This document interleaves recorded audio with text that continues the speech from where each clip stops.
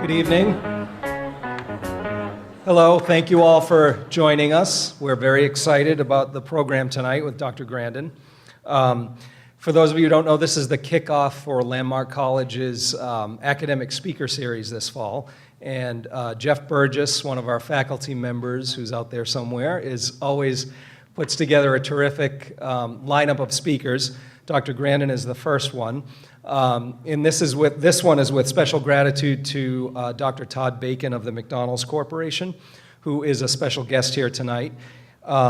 He helped secure a co-sponsorship from McDonald's for tonight's talk.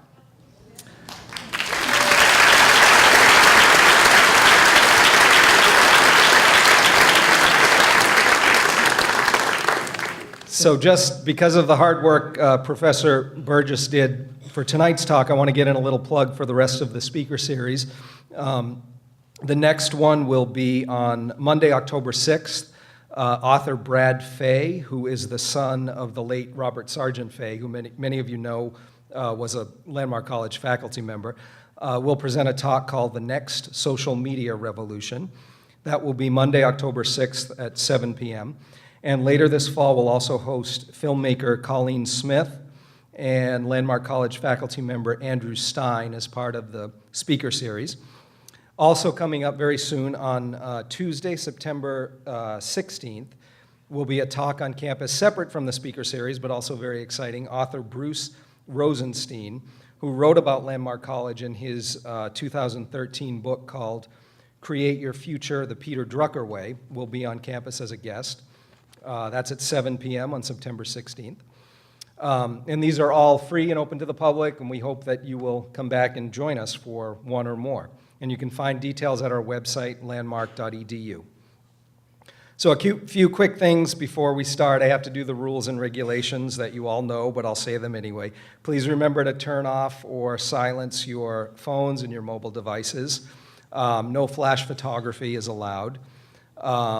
Bathrooms are located in the lobby. Men's bathroom is on this side. Women's bathroom is on this side.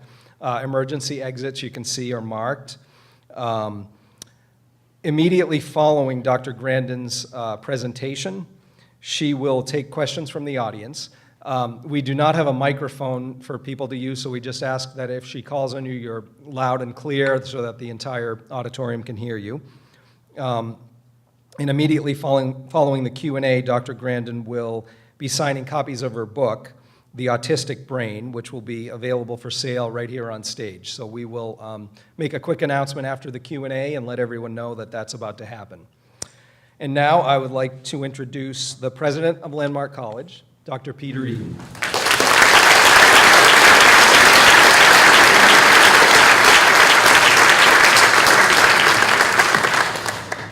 Thank you, Mark. I was just sitting in the audience, so I know I don't stand a chance of competing with this slideshow, okay? So I'll keep this really brief. Landmark College started in 1985 with very few students. And we're here today, 29 years later, with the highest enrollment in the history of the college.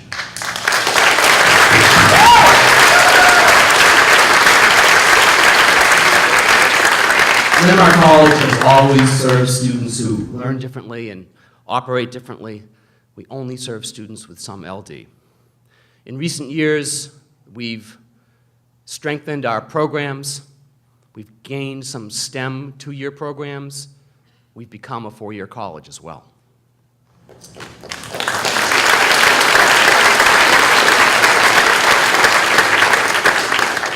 We've strengthened our methods, our strategies, and our approaches to reach these students, most of whom have dyslexia or ADD or ASD.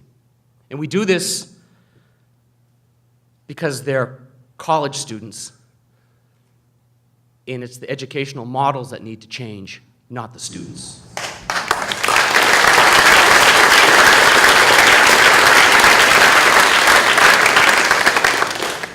Right now, let's hear a few words from two of our Landmark College students, Katie Dole and Justin Frankel.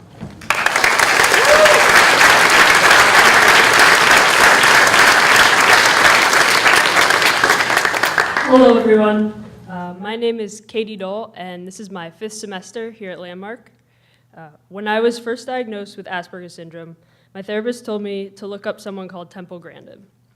I was not too thrilled by the idea because I was expecting to find out that this Temple Grandin was just another fictional character who got into predicaments which caused her to learn important life lessons by the end of every single day. Instead, I found out she's a well-educated, multifaceted animal rights and autism activist and educator. She has spoken in many different places, and now we are lucky enough to be one of them. Being here today and listening to her speak is quite an honor. I'm thankful that I have had the privilege of meeting her and helping her get to know the Landmark community.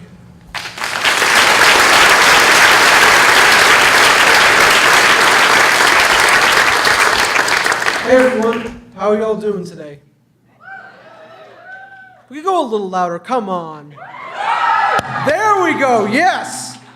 For many of us with ASD, sensory issues, and other LDs, our main activists and our only voices have been our parents who helped us to fight and overcome the challenges we had to go through during school and life. I know I wouldn't be here if my parents weren't fighting for me the whole way through. In addition to our parents, the great Temple Grandin has been fighting for our rights and giving us a voice throughout the whole world. In addition to voicing ASD, LDs, and other sensory issues, she has been advocating rights to our furry friends and animals, our pets, such as Mr. Wells.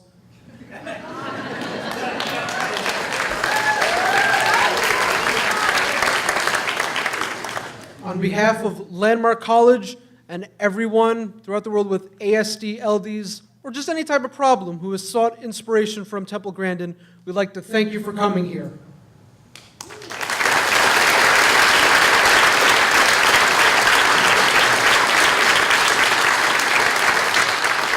Thank you, Katie. Thank you, Justin. A bit about Dr. Temple Grandin. She's become a cultural icon who's internationally known for her work as an activist and an educator for autism rights and the humane treatment of animals. Dr. Grandin is a native of Boston and attended Franklin Pierce College in New Hampshire, where she earned a bachelor's degree in psychology. Temple later earned a doctoral degree in animal science. She's now a professor at Colorado State University. Dr. Grandin has authored or co-authored dozens of books and journal articles, including The Autistic Brain, Animals Make Us Human, and Thinking in Pictures. In 2010, Claire Danes portrayed her in an award-winning HBO film called Temple Grandin, about Temple's extraordinary achievements and her triumph over the limitations others imposed upon her because of her differences.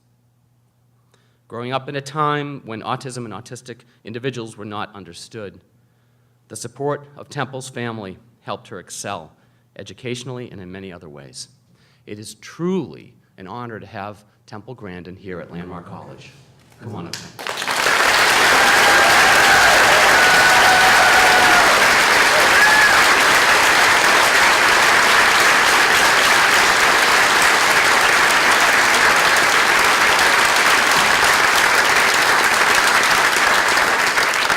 have lots of things to talk about today.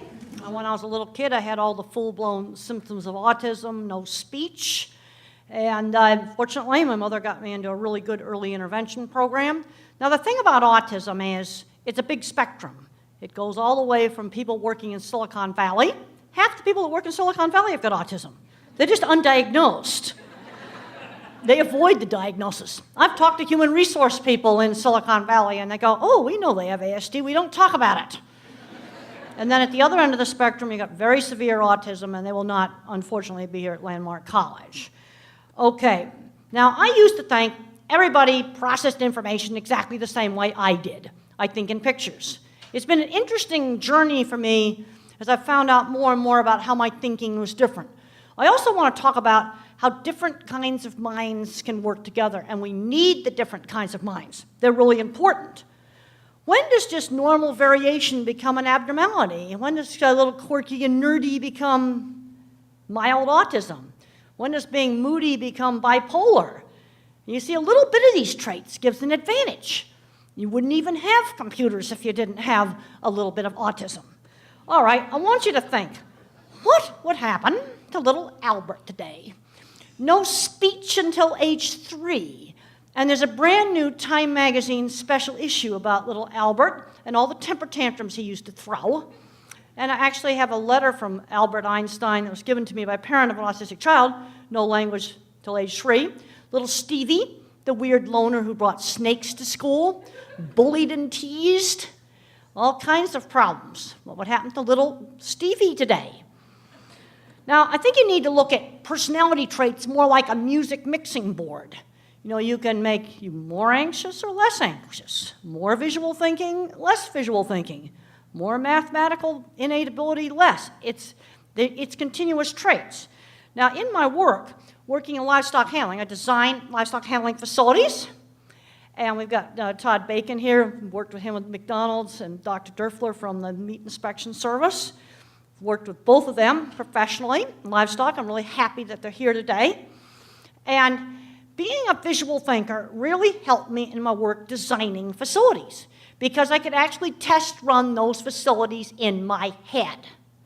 I thought everybody could test run things in their head. And in the beginning, I thought I could fix the whole world just with facilities. And what I've done with McDonald's is worked on with developing an auditing program, because you've got to make sure people operate things right. Now, when you're a weird nerd, how do you sell yourself? I was terrible at interviewing. I sold my skills by showing off a portfolio of my work. That is how I sold myself. And this is one of my drawings. Oh, and you've got a beautiful projector here that's really showing it nice. Sometimes they have a projector that makes it look just terrible. But what I did is I very early on figured out how to put portfolios together, showing pictures of drawings, showing what I could do. You know, I think, you know, in interviewing, they say, well, sell yourself. I found what I had to do is sell my work. And the very first things that I worked on was designing things and then supervising their construction. And I found that the construction industry has really affected how I think. Construction's all about outcomes, getting stuff done. You got to build jobs, you got to get them done. You got to make them work. What's the point of education? Well, when the kid's 30, he's 40 years old, does he have a good job? Has he stayed out of trouble with the law? That's one of the things that education needs to be doing. I want to see people getting into great jobs. Now you got one lucky person that comes here, they're going to have a good future. But then I'm seeing somebody else, just as smart, getting addicted to video games and ending up on Social Security. And then I go out to Silicon Valley and I see some of the lucky ones out there. Now I used to joke around that I had a big visual thinking circuit in my brain. Turns out that I've got a pretty big visual thinking circuit. I think this one art professor at the University of Pittsburgh's got a bigger one. Now, this is a circuit in the brain for speak what you see. That's a normal one, and that's mine. A lot of extra branches. And what those extra branches did is sort of make a word-based visual search engine, sort of like Google for images. Now, at what point do extra branches become abnormal? Because if you went out and scanned a whole pile of people, you're going to find that there's a continuum of more branches. You see, it's developmental. There's no black and white dividing line. Now, the price I paid for all the visual thinking stuff is I have less bandwidth, less fibers for speak what you see. And this is one of the reasons why I had speech delay. I couldn't get the speech out. And now you're going to find out what happened to my math department. It got trashed. And you can see there, left parietal area, you know, full of water. Blue means water, cerebral spinal fluid. And what saved me back in 66 and 67 when I went to college is the big educational fad at the time was finite math, probability, matrices, and statistics. And with a ton of tutoring from Mr. Dion, the wonderful brand new math teacher over at Franklin Pierce College, I managed to get through finite math. I don't know what would have happened to me if it was algebra. And then I never got to do geometry, because I'm finding so many people that can't do algebra, but they can do geometry. Why is algebra the prerequisite for geometry when the Greeks invented geometry first? Just don't understand that. That sort of like doesn't make any sense. No, it really doesn't. That's right. Now, Malcolm Gladwell says if you have enough access to services and enough access to enough practice and teaching, you can do anything. Well, in '68, the University of New Hampshire hooked up this teletype terminal at Franklin Pierce to the great big mainframe, and I took a programming course. It was a disaster. I just couldn't do it. Bill Gates had access to this exact same teletype terminal, and he was able to do it. And where I think innate ability makes the biggest difference is either extreme ability or where there's an extreme disability, and where's plasticity.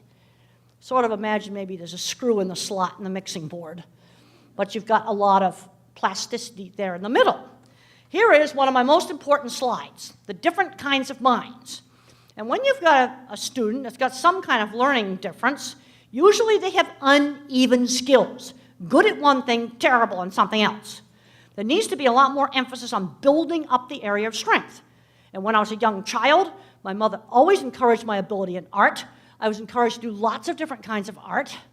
I'd spent a lot of time experimenting with kites when I was a child, and I made a kite that had the little wing tips like what the commercial airliner has. I was playing around with that when I was 7. I'm a photorealistic visual thinker, and I just can't do algebra. It's just hopeless. Dr. Sinclair, the really wonderful chemistry teacher, helped me manage to get through general chemistry. It was really hard, but I got through it. And then another kind of mind is the mathematical thinker, the pattern thinker. This is your mathematical mind. These kids are often weak in reading. See, in your brain, you got circuits for what is something. That's my kind of thinking. Really big circuits for the what is something. That's the picture thinking. The mathematician uses the circuits for where is something. Where are you located in space? Then you've got the verbal fact mind that knows everything about his favorite subjects. You know, a lot of people on the autism spectrum are very good with memory, very good with detail. And then you got the auditory people. A lot of the people that are dyslexic, auditory thinkers, learn through their ears. Now, you might think this is all a bunch of malarkey. Well, when I wrote The Autistic Brain, I found these wonderful scientific studies that validated, because we need evidence-based today. We've got to have evidence-based. So I got the evidence-based that these two kinds of thinking actually really do exist. Show you there's 2 ways to do the math. The verbal way and the more visual spatial way. And this praying mantis is made out of a single sheet of folded paper. No cuts, no tape. And what you see in the background, that's the folding pattern. Boy, I can tell you, that's not my mind. That's way beyond me. And there are some great little origami stars that some kids made and gave them to me at a convention.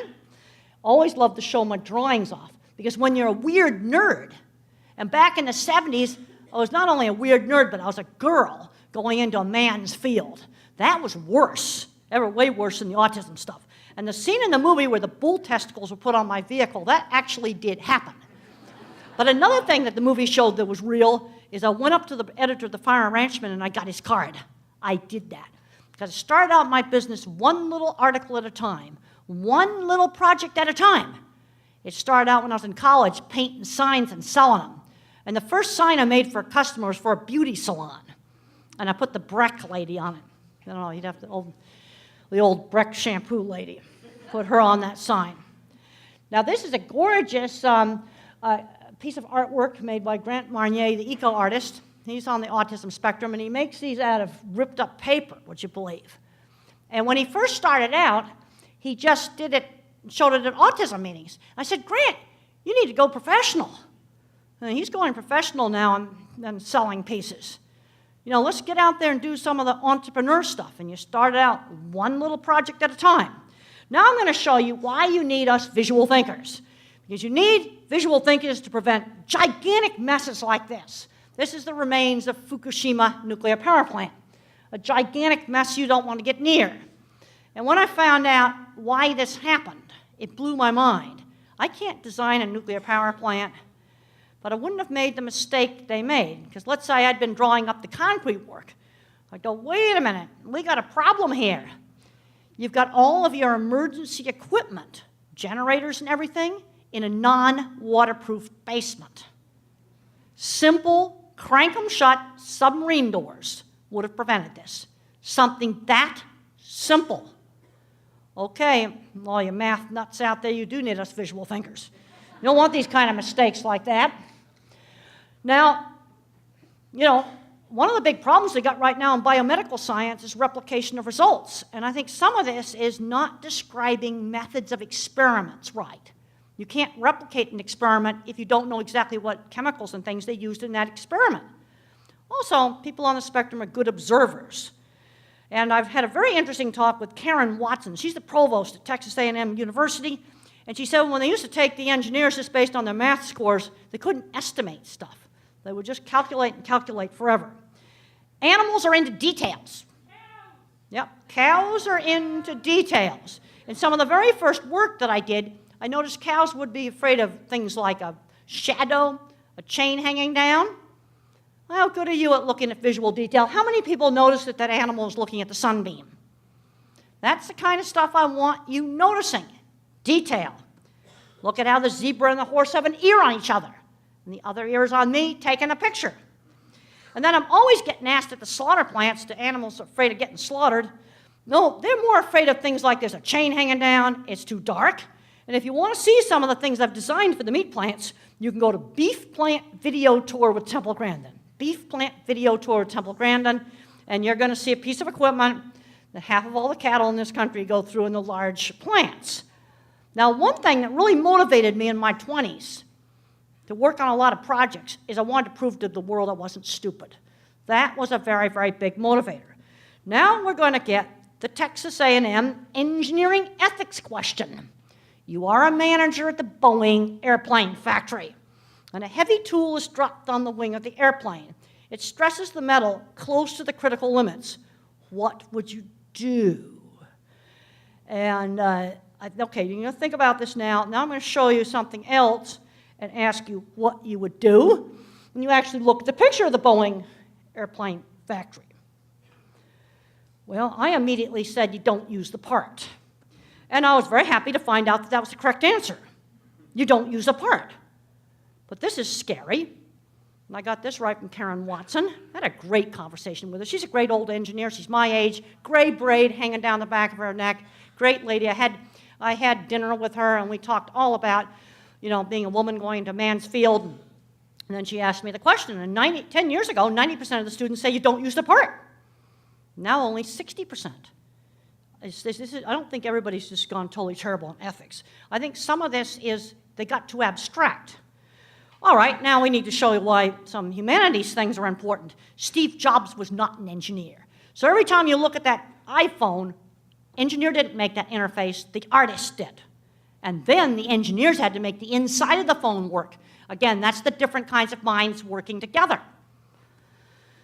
And then I thought this was a great quote from David Baresh, Chronicle of Higher Education. The connection between Steve Jobs and so-called useless humanity programs such as calligraphy should not be ignored, because it was calligraphy, a hands-on calligraphy class, that got Steve Jobs interested in nice, pretty fonts for computers. And then, of course, Microsoft copied that. And you read the great literature, not the rubbish, but the great literature, it actually can help you with some social skills, reading some of the great literature. And when I went to Franklin Pierce College, I wanted to be a psychology major. And I go, why do I have to take this English literature course? You know what? I loved it. Had a great teacher. He explained what all the great books were trying to say. Now, there's evidence that language covers up things like visual thinking and mathematics, because there's a certain type of Alzheimer's that as the language areas get wrecked, art comes out. And when Van Gogh was painting Starry Night, I don't think he realized he was doing some mathematics in it. But the mathematicians got a hold of this, and you can see the reference there on the bottom. Now, this is an important slide. Most people think top down. I think bottom up. And in bottom up thinking, you put all the pieces together. You get lots of information, and you put pieces together to find answers. Everything is learned by specific example out there in the real world. And one of the big problems I'm seeing with a lot of high kids on the autism spectrum is they're getting too kind of smothered, and they're not learning basic skills. I went to a very fancy dinner last week, and this fully verbal 12-year-old boy started to eat cut up chicken with his hands. And I said, this is a formal dinner. Use the utensils. And he did. You give the instructions. You know, sometimes there's not enough high enough expectations for just those sorts of things. Okay, here's an example of teaching a concept. I want to teach position words. I walk up a hill. I lifted up a cup. The plane flew up in the air. I put a box up on the shelf. You've got to give specific examples. Also, my thinking's associative. It's not top-down. I think we've got too much top-down thinking today. Because I read some of the biomedical stuff, and I'm going, well, why do we have to have a mouse model for everything?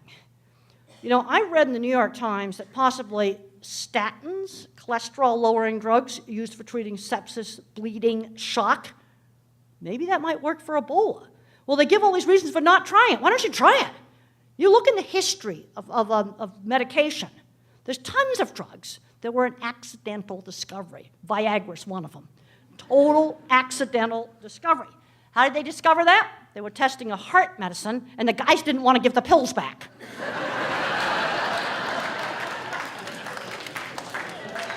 That is how Viagra was discovered. It wasn't discovered with a mouse model. All right, now to give you an idea of associative thinking. So here's the United Airlines terminal in Chicago. I go through this all the time. So I start getting pictures in my mind. Now I can start bringing up pictures in my mind of glass structures, or I can start bringing up pictures in my mind of different airports. And I was shocked one time when I asked a speech therapist a long time ago to think about church steeples, and she saw this vague generalized thing. I only see specific ones about the glass structures, the biosphere, Crystal Palace, our greenhouse, and they just are getting our building finished and they're moving into it, back into it. It's really, really super nice. How about airports? Denver. How about Fort Worth Airport? Minneapolis. How about Atlanta? 2 inches of snow and they shut it down and the governor tells all the trucks to stay out of Georgia. They can't handle snow there. And then, of course, you got beautiful, lovely, wonderful LaGuardia. Good old LaGarbage. And United Airlines Denver flight is the worst gate on the terminal, and they have to tow the plane into the gate. Horrid gate. Now, when an astrophysicist, I asked him about church steeples, he saw patterns, motion of people praying. I'm going, wow, that's not my mind. Now, animals think really specific. They make categories. Like if cattle are used to being handled by a man on a horse, the first time they see people on foot, they might freak out. But think about it. A man on a horse is a different picture than a man on the ground. So it's really important to teach cattle before they leave these western ranches to go in and out of pens with a man on the ground. You see, it's specific. These animals don't generalize. Now, I have found in working with trying to troubleshoot problems, I don't care if it's a problem with a piece of equipment, whether it's a problem with a kid, is it behavior versus biology, is there something wrong with the equipment, or is it operator training? Top-down thinkers tend to overgeneralize. And they'll ask me things like, what do you do about autism? Well, if the child's 3, not talking, I can tell you the same answer for everybody. But once you get past that, well, what kind of problems are you having? I have to have a lot more information. I have the same problem with animal behavior. They'll say, my dog's crazy. Well, I don't know what you mean by that. What did he do? I'm seeing happy little white fluffy thing jumping on people, or something really big biting somebody. Maybe that's both crazy, but you're going to deal with that in a totally different manner. Here's the team that put the Mars rover on Mars. And it's okay to be eccentric. You know, mohawks with red highlights is okay. And there's a scene in the movie where they took me out to buy better clothes. Eccentric's okay, but you can't be a filthy, dirty slob. And I'm really concerned about how a lot of the schools are taking out things like theater, art, auto mechanics, sewing, cooking, all of these kind of technical kind of classes. There's the guy there with the long hair. He was a theater major originally. I'm not kidding, theater major. And he's the navigator for the Mars rover. Now, what you got to do with these kids that are kind of different is you got to stretch them. And you got to stretch them just outside the comfort zone. And that little kid, I got him to eat with the utensils. I'm seeing them getting too babied. They're not learning how to do laundry, how to shop, shake hands with people. When I was 7, Mother had me be a little party hostess, and I had to shake hands with the guests. I had a fantastic science teacher when I was at Hampshire Country School, and he got me interested in science. But another thing that happened at Hampshire Country School, I learned how to work. When I was 15, I was cleaning 8 horse stalls every day. Too many kids are not learning how to work. It's a real serious problem. We've got to find substitutes for paper routes. When they're like 12 years old, they walk dogs for the neighbors, work on a farm, help with the farmer's market. I absolutely was not allowed to become a recluse in my room. That's one thing. When I was at Hampshire Country School, I didn't want to go to movie night because I was nervous. They gave me a choice. I could be projectionist or I could sit in the audience. Not going was not going to be one of the choices. Well, and so many kids are so overschedulized, they don't get a chance to do free play, where you negotiate, where you've got to figure things out. I'm seeing a lot of people today having a hard time figuring things out. Taking out the hands-on classes is one of the worst things they ever did, because they also teach resourcefulness. We have a huge shortage right now of auto mechanics, people to work on drilling rigs. Let me tell you, no academic barrier entry there. You know, you start working as a roughneck on a drilling rig and you don't get drunk and stuff like that, and your idea of a good weekend is a 12-pack of Coke, in 5 years you'll be running 5 rigs. You know, there's all kinds of opportunities there. Because we've got to start looking at outcomes. And it's so important when students are in college, they've got to do career-relevant internships. And that was something that I did. I worked at a research lab where I had to rent my own house with another lady, and I was an intern at the Worcester Foundation for Experimental Biology. And there's the things that saved me when I was being teased in high school. The only refuges away from teasing were things like horseback riding, model rockets, and electronics. Got to get students into those specialized interests. Wasn't doing very much studying, but boy, I was sure learning the work skills. I made our ski-tail house really pretty. And I did it in a way that other people would like. No flying saucers here would not be appreciated. And we got to limit how much video game playing there is. I'm seeing way too many video game addicts, and they're not going into the game industry. They're becoming game programmers, so I'd have a little better view of it. I like the idea of taking the virtual world and bringing it back to the physical world. One mom was really clever. She got a bunch of 2x4 boards cut up, and she had the kids sand them and paint them, and now they had Minecraft blocks for the driveway. Like that. Working with animals, another great thing. My ability in art was always encouraged. I've also seen bad things where you might have a little math genius, and he's getting bored because he's not allowed to do the college math book in the 4th grade. Let him do the college math book in the 4th grade if he can do it. Probably going to need some tutoring and reading. And kids get fixated on their favorite things. Expand it. He likes cars. Let's read about cars. Let's do math with cars. Build on that. Great stuff online.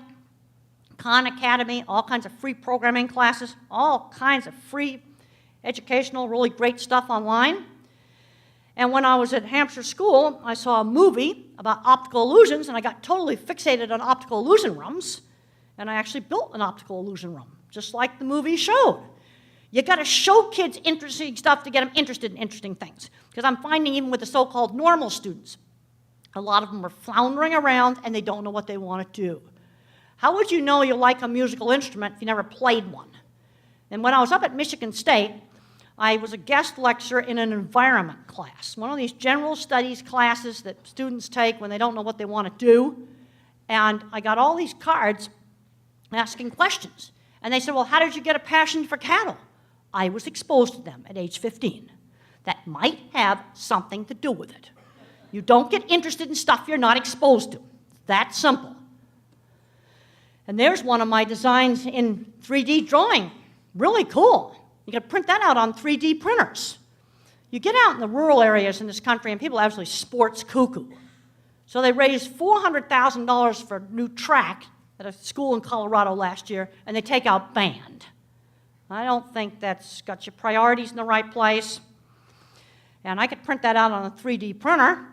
I love this thing they wrote on the website for the 3D printer, that patience is required. Because again, the virtual world is meeting physical. You're talking about a little thing that squirts out hot plastic. It's a physical thing. And they say, well, they can't afford this. Let's put it in perspective. It's the price of one Major League football uniform. Let's just put it in perspective. We need to do that. And another really cool thing for little kids is the Brock Magiscope, great little children's microscope. And I also go to gifted conferences, and I see all the ASD kids over there, except they don't have the label. So I'm seeing them going down different paths when you get on the high end of the spectrum. And it was really great to go in and see them all getting turned on with the Brock Magiscope looking at pond scum, and all the phones and stuff had been put away. Well, there's evidence that the hand is connected to the mind in a way that the computer isn't. Because having kids write with their hands helped on learning reading. And when parents read to kids, and research is showing that having parents read and interact with children is really, really important. Yeah, and you want the book that doesn't have all the links there saying, click on me, interferes with attention. And then when I went out to Pixar, they said that sometimes they got to get them off the computers and have them draw by hand again. Or they print out the things they draw on the 3D printer and then they hold them. They got to touch. Because when the meat industry went from hand drafting to CAD drafting, the old people's drawings were fine, but I saw some very strange drawings coming from young people that had never built anything, never drawn by hand. They didn't know where the center of the circle was. Weird mistakes on drawings. I got drawings home from every single major meat company with strange perceptual mistakes. You've got to touch in order to see. Mentors. Boy, I had a great science teacher. You know, a lot of these kids, there's a lot of retired people around here that could be great mentors. Now, I like to visualize large sums of money by thinking like, how many Denver airports could I build? The Denver airport was built for $5 billion. That bought the land, all the runways, power, water, all the buildings, everything except vehicles and airplanes. And now they're building in a new Weston. That's going to be about $500 million. I just looked that up online. But I like to think of big amounts of money sort of like in these airport units. You know, when they did that stimulus thing back in 2008, that was 2 Denver airports for every state. I don't know what happened to that money. You're talking about 100 airports worth of money that went into a black hole somewhere. I think we need to be thinking about things in a much less abstract sort of way. What do employers want? They want people that know how to work. This is where getting into career-relevant internships is just so important. I already talked about making portfolios. And I know when I was in jobs, I didn't get into a whole lot of, autism stuff. I would just sort of say, well, you got to give me a specific outcome you want. But when I was at the Arizona Farm Ranchman, we got a new boss. And he thought I was really weird and he was going to get rid of me. And Jackie, the nice lady over in the art department, said, Jim doesn't like you. We're going to have to get a portfolio together of every single one of your articles. So I made this big scrapbook of everything I had done for the magazine. And I showed it to Jim, and he gave me a raise. My portfolio saved me. But the problem was I didn't see the warning signs. Thank you, Jackie. She was probably on the spectrum. You can't be vague. Freelance is often a good way to go. You build up that business one job at a time. And when I was in Arizona, I lived in the crummy Oasis apartments. And so I made the stationary Grandin Livestock Handling Systems Oasis building, Suite 218. Had to make it sound classy. Now, the thing with teaching social rules to people on the spectrum, it's sort of like teaching somebody in a foreign country. When I went to China, you're supposed to point like this, because you point, that's rude pointing. Now, I have no way of knowing that unless somebody showed me that that's rude pointing in China. So teaching social rules, it's like, teaching somebody how to act in a play. That's what it's like. Now, sensory issues, they can really be a problem. And they're comorbid. That's a ridiculous word that means in conjunction with. Many different labels here. And these labels are not precise. In the autistic brain, I go through all the different labels and how they changed over the years. Half science, half doctors squabbling. Nice little conference rooms, those little boardrooms, they have like in Hyatts and Marriotts. I mean, they like pretty nice hotels to squabble in. No, that's not very scientific. Now, when I was a little kid, loud sounds hurt my ears. Well, one of the ways sometimes to help to desensitize that is let the child initiate the sound. There's an interesting paper you can pick up online called Environmental Enrichment is an Effective Treatment for Autism. Use 3 key words: Autism Environmental Enrichment. You find the right version of the paper, there's no paywall, and another version gets a paywall for $31. But it's a very simple treatment where you stimulate two senses at the same time, always changing it, always changing it. And one of them is always touch or smell. Attention shifting slowness. Takes a little longer to shift back, sometimes have to give time to process. And I'm finding a lot of kids that have trouble with reading. You got to check out and ask them, do you ever see the print jiggle on the page? Let me tell you a simple way to fix that. Doesn't work for everybody. Light blue paper, tan paper, gray paper. Try different pastel papers. Try some colored glasses. And someone, well, that's not, people say, well, that's not evidence-based. Well, the thing is, it doesn't work for everybody with autism. But there's a segment for dyslexics and autism where this works. You're talking about playing around with colored paper down at the local print shop. Might cost you $2. Wouldn't it be stupid not to try it? A little bit like the statins and Ebola. Wouldn't it be ridiculous if something that would work for that, somebody had it in their hand luggage over there? It'd be ridiculous. You know, there's some things you need to have. You need a quiet place to work, maybe away from the fluorescent lights. I've been doing a lot of thinking, and I went and I found some great old pictures of some of my very, very first construction projects. I designed the project, and then I supervised it being built. And that's my very first project, the Swift plant in Arizona in 1974. Really pleased how that little old-fashioned contact sheet scanned on the scanner. It's the first time I've used that slide. But I got to thinking, and how much the construction industry affects how I think of things. Construction's all about outcomes. You sell a job, you design a job, you build a job, then you've got to make it work. It's all about outcomes. And I hadn't really thought about how that really affects a lot of things, how I approach doing things. Because you got to get stuff done. You got to solve problems. I'm not into a bunch of theory. No, you got to get the job done. Jobs have to get finished. Good outcomes. A lot of students here at Landmark probably going to have a great outcome. But there's another student that's gotten coddled too much, been allowed to play video games all day. He's not having a good outcome. And we need to get more outcome-based. We've got to have good outcomes. Read a really interesting book by Ripley in 2013 that in Finland, they've made education as selective and difficult to get into as Stanford and Harvard. You know, not theory. No, they study the great books. They study the old-fashioned classical liberal arts education. So they got something to pass on to the students. And my generation, we built the interstate highway system. I came out of Dedham, Massachusetts, and I can remember 128 being built right by my house. 60s, we went to the moon. We got things done. And I think today, we're getting things, people are getting too abstract. We get people involved with policy that have never actually worked with the thing that they're making a policy about. It's all become too abstract. And I'm seeing too many quirky kids getting shunted aside in our educational system. Some of these quirky kids, maybe they can't do algebra or some other thing, they could solve the energy problems. Yeah, we can't be wasting these minds. You know, can't emphasize that enough. We gotta get stuff done, real stuff done.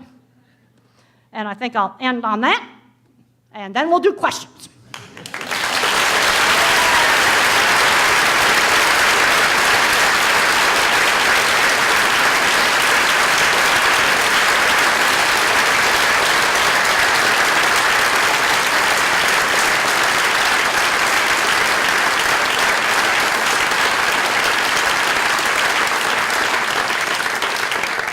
Okay, now we've got some time for some questions.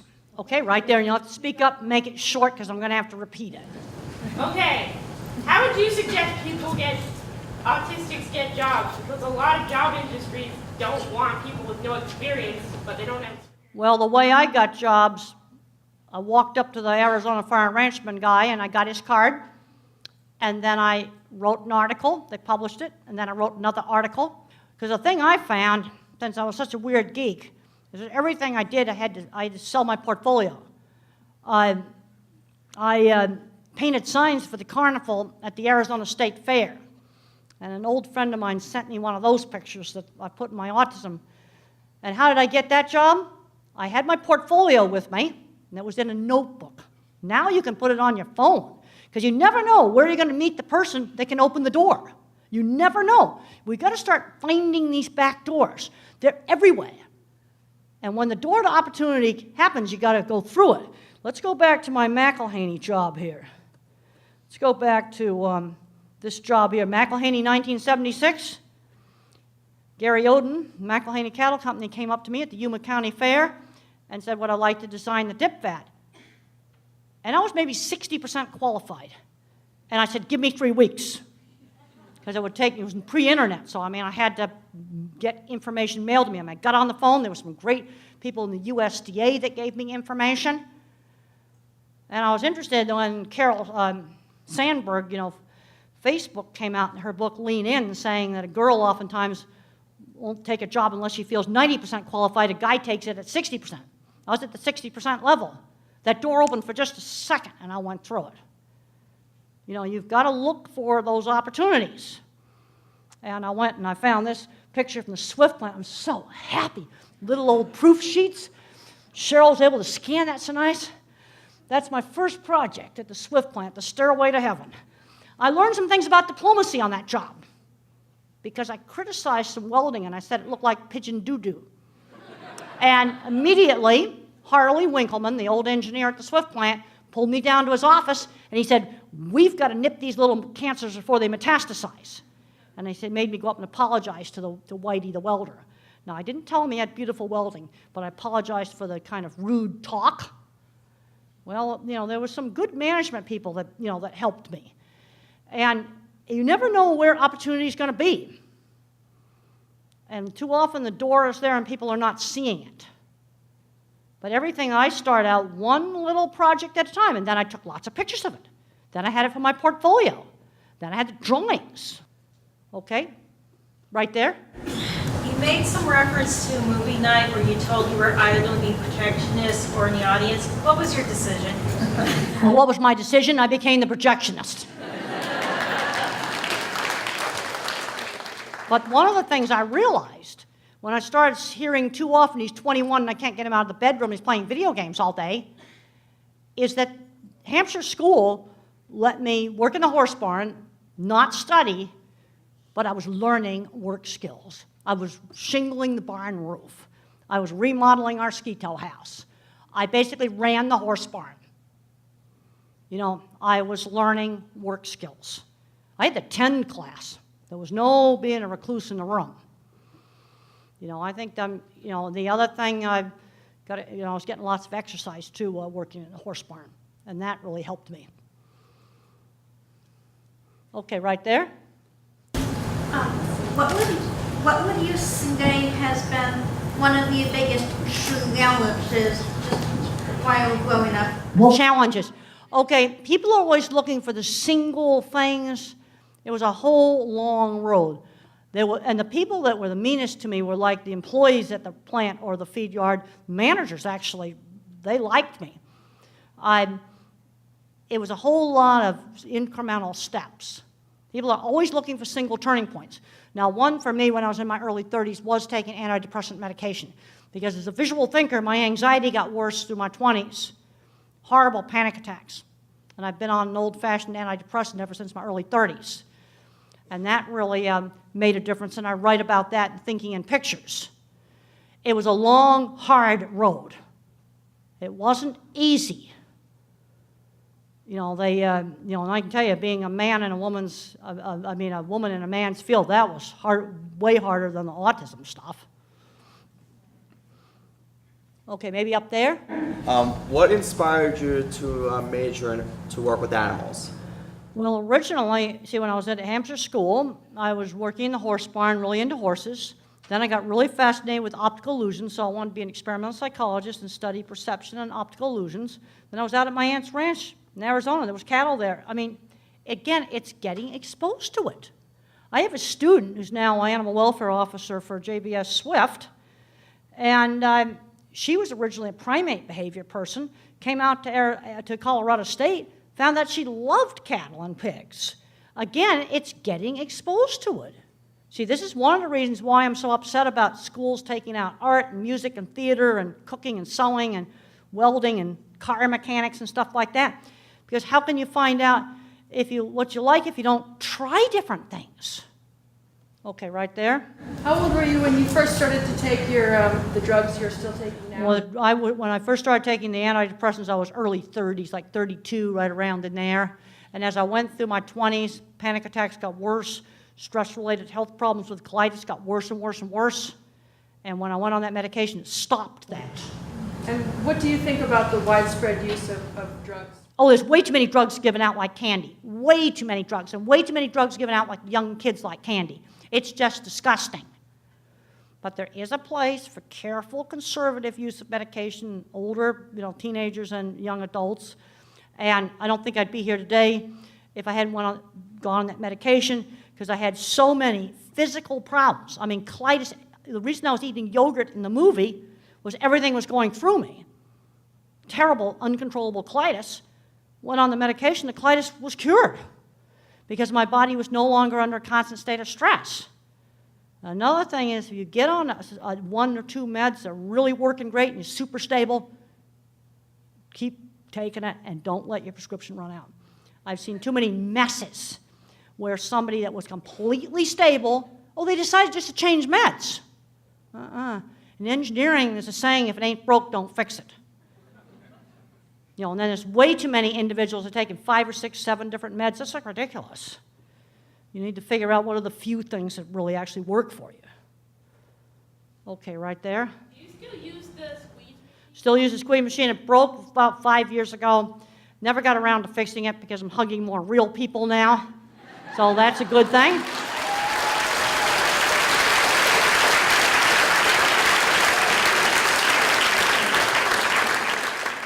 Okay, I want to thank everybody for coming and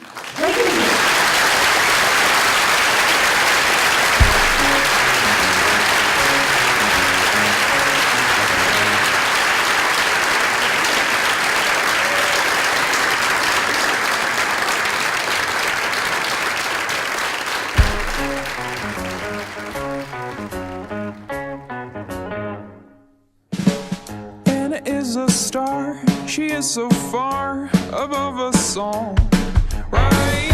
Anna is a god, she looks so mod in her big fraud.